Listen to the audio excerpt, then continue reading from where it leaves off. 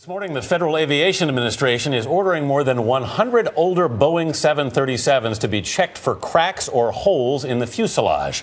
Most of those planes are flown by Southwest Airlines. CBS News travel editor Peter Greenberg is with us. Peter, good morning. Good morning, Anthony. To start with, Peter, what exactly is the FAA ordering and what's prompted them to do this?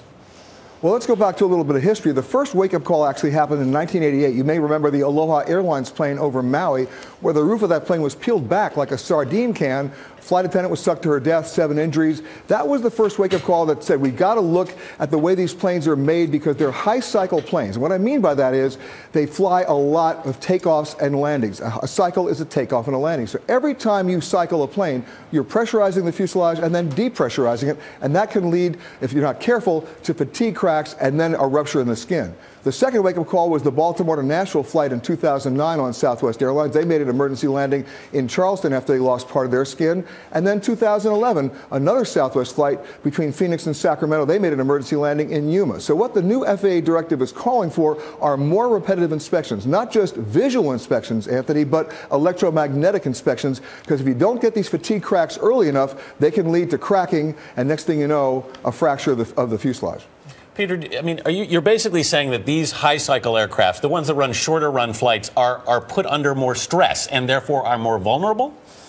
Exactly, if they're not properly inspected. For example, a 737 is not unusual for a plane like that to do 7 or 8 takeoffs and landings a day, whereas a 747 may only do 1 or 2. It just means you have to do more inspections and more frequently to make sure you can catch these problems early. Every plane in its history will develop these kind of cracks. They are not by nature necessarily, dangerous unless you don't treat them. All right, Peter, as a frequent flyer, should I be worried?